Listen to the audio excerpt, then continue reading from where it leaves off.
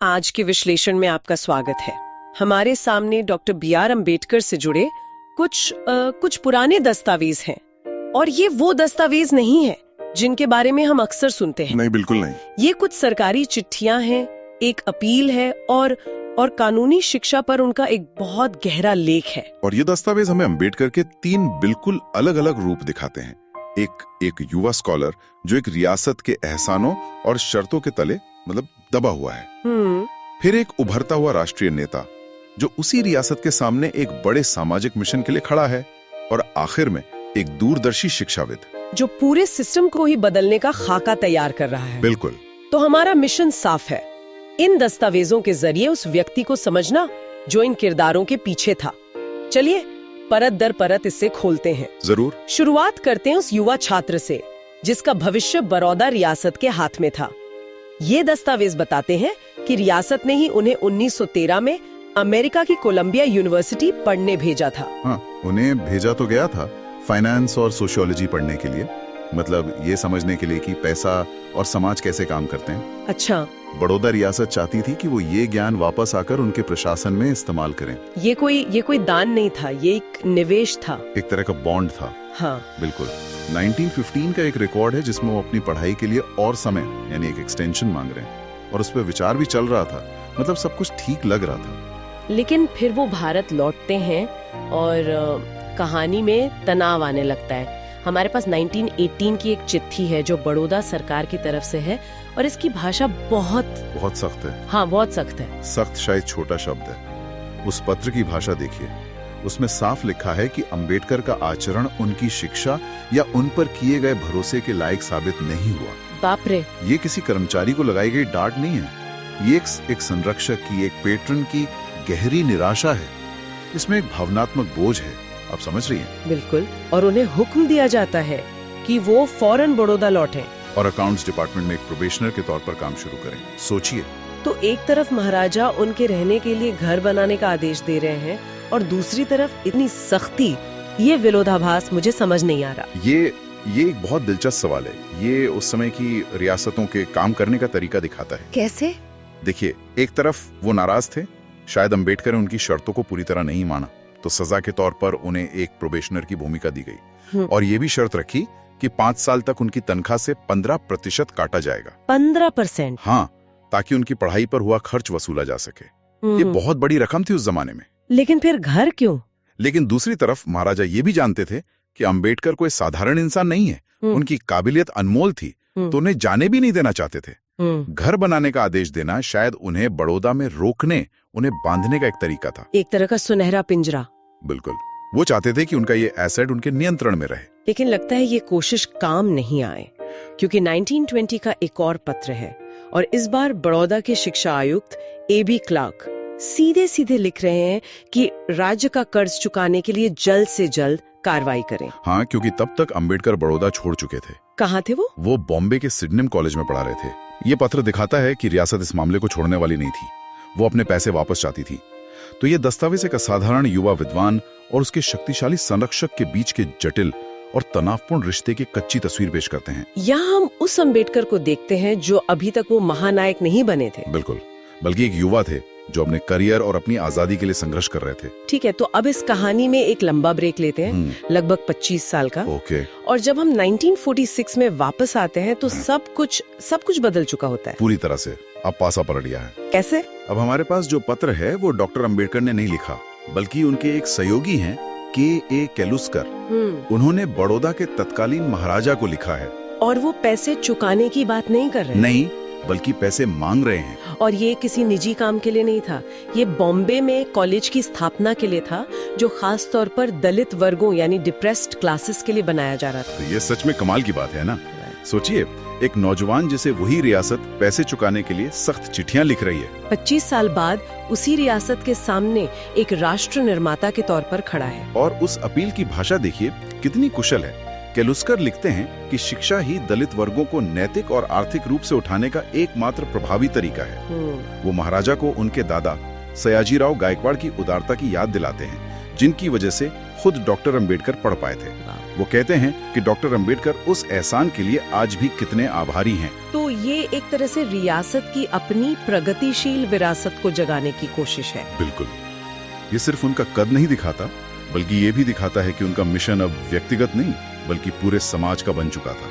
वो अब एक व्यक्ति नहीं थे, वो एक संस्था थे।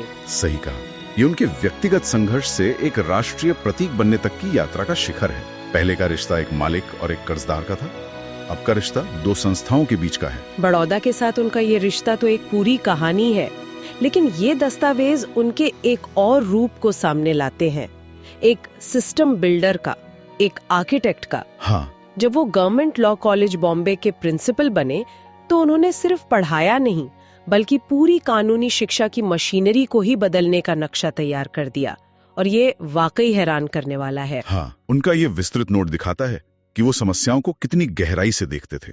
उन्होंने शुरुआत की उस समय के कानूनी पेशे की जटिलता से, जो कि बहुत जटिल था जैसा मैंने सुना है। अरे बहुत ज्यादा। आज की तरह एक वकील नहीं होता था। उस समय की कानूनी दुनिया एक तरह का जंगल थी जिसमें 6 अलग अलग तरह के शिकारी थे। 6 अलग अलग तरह के? ये कौन थे? बैरिस्टर थे जो इंग्लैंड से पढ़कर आते थे, फिर एडवोकेट थे जिनकी भी 2 श्रेणियां थी, ओरिजिनल साइड और अपीलेट साइड, फिर सॉलिसिटर्स थे जो पर्दे के पीछे रहकर केस तैयार करते थे। अच्छा। और सबसे निचले स्तर पर वकील और मुख्तियार थे। हर किसी का अपना दायरा, अपनी ट्रेनिंग, अपनी परीक्षा, एक बहुत ही बिखरी हुई व्यवस्था थी। तो जाहिर है अम्बेडकर ने कहा होगा कि सिस्टम को सरल बनाओ, एक ही तरह का वकील रखो। ये तो बहुत उलझावा लगता है। यहीं पर उनकी सोच दिलचस्प हो जाती है। उन्होंने कहा नहीं। उन्होंने कहा कि ये जटिलता असली समस्या नहीं है। उन्होंने तर्क दिया कि ये सिस्टम भले ही अजीब लगे लेकिन ये काम करता है। जैसे इंजीनियरिंग में डिग्री वाले इंजीनियर भी होते हैं और डिप्लोमा वाले भी, और दोनों के लिए काम है। वैसे यहाँ भी हर कोई अपनी ट्रेनिंग के हिसाब से काम ढूंढ लेता है। तो अगर ये समस्या नहीं थी तो फिर असली समस्या क्या थी? उनके अनुसार असली समस्या थी कानून के छात्रों की गुणवत्ता, उनका कैलिबर।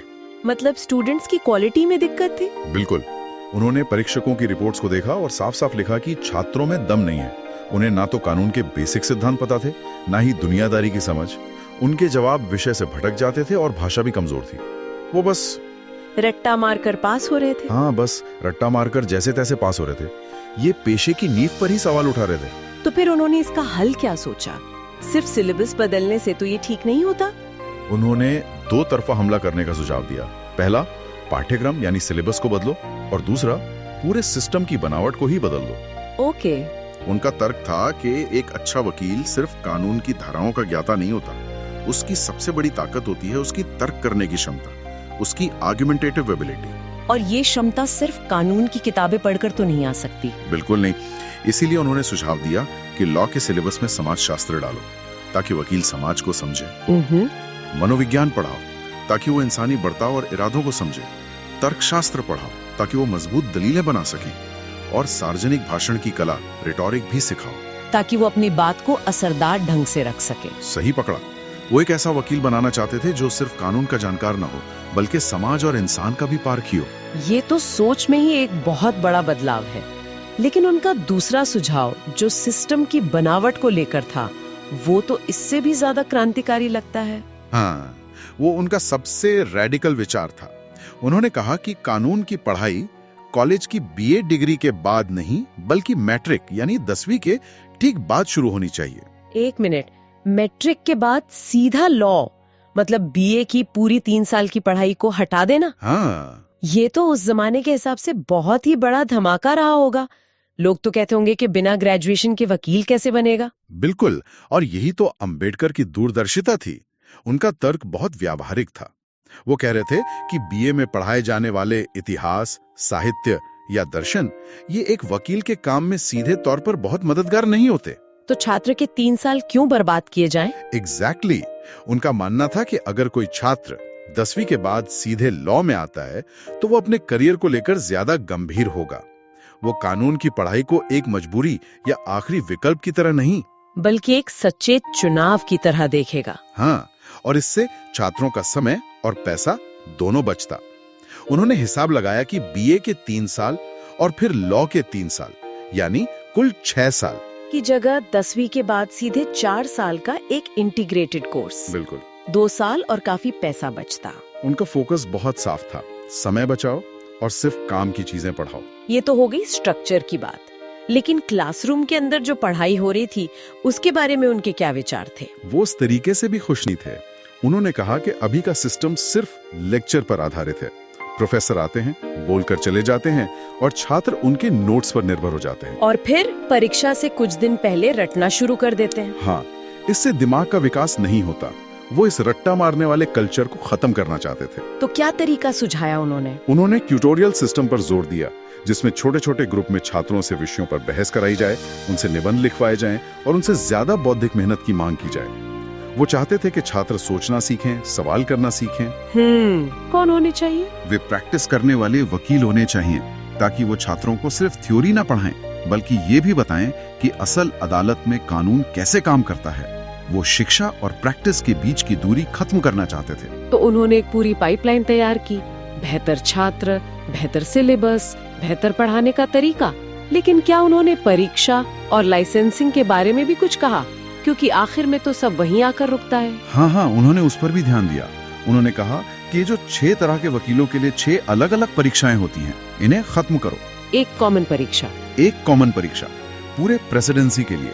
और इस पूरी व्यवस्था को देखने के लिए एक कानूनी शिक्षा परिषद यानी काउंसिल ऑफ लीगल एजुकेशन बनाई जानी चाहिए।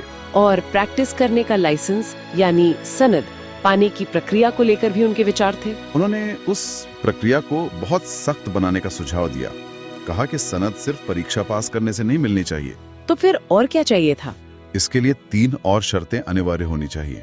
पहली, परीक्षा पास करने के बाद 1 साल किसी सीनियर वकील के चैम्बर में ट्रेनिंग। दूसरी, प्लीडिंग और पेशेवर नैतिकता पर एक अलग परीक्षा पास करना। और तीसरी, अपने अच्छे नैतिक चरित्र का प्रमाण पत्र देना। वाह, मतलब वो ये सुनिश्चित करना चाहते थे कि कानूनी पेशे में सिर्फ काबिल ही नहीं बल्कि नैतिक और प्रशिक्षित लोग ही आए। ये तो एक पूरी तरह से सोचा समझा 360 डिग्री सुधार का ब्लूप्रिंट है। बिल्कुल, वो सिर्फ एक समस्या का समाधान नहीं दे रहे थे, वो पूरे इकोसिस्टम को ठीक करने की बात कर रहे थे। तो जब हम इन सभी दस्तावेजों को एक साथ रखते हैं तो डॉक्टर अंबेडकर की एक असाधारण और बहुआयामी तस्वीर उभरती है। एक तरफ वो युवा विद्वान है जो आर्थिक तंगी और आधिकारिक दबाव से जूझ रहा है, एक कर्जदार जिसे रियासत की नाराजगी झेलनी पड़ रही है, और फिर वही व्यक्ति एक ऐसे राष्ट्रीय नेता और दूरदर्शी शिक्षाविद के रूप में सामने आता है जो न सिर्फ अपने समुदाय के लिए संस्थान बना रहा है बल्कि पूरे देश की एक अहम शिक्षा प्रणाली को सुधारने के लिए इतने व्यावहारिक और गहरे विचार पेश कर रहा है। और ये विचार आज भी, इतने दशकों बाद भी उतने ही प्रासंगिक लगते हैं। ये वाकई एक असाधारण यात्रा है। एक राज्य के कर्जदार होने के संघर्ष से शुरू होकर उसी राज्य से एक बड़े सामाजिक काम के लिए मदद मांगने और फिर पूरी कानूनी शिक्षा की व्यवस्था को बदलने की सोच तक पहुंचने की। सही बात है। ये दिखाता है कि उनके लिए व्यक्तिगत संघर्ष कभी भी उनके बड़े मिशन के आड़े नहीं आया। बिल्कुल। और ये हमें एक बहुत दिलचस्प सवाल पर छोड़ जाता है ना? डॉक्टर अम्बेडकर के ये विचार इतने साफ, इतने तर्कसंगत और इतने व्यावहारिक थे। अगर उस समय उनके इन सुझावों को पूरी तरह से लागू कर दिया जाता तो आज भारत की कानूनी प्रणाली और हमारे वकीलों की पूरी पीढ़ी का स्वरूप क्या होता? ये सोचने वाली बात है। पर शायद इससे भी बड़ा सवाल ये है कि अगर वही तेज, सुधारवादी और सिस्टम को समझने वाली नजर आज हमारी शिक्षा व्यवस्था या हमारी नौकरशाही को देखे तो वो किन बुनियादी खामियों पर उंगली रखेगी और उनके लिए वो क्या क्रांतिकारी लेकिन व्यवहारिक समाधान सुझाएगी? ये सोचने वाली बात है।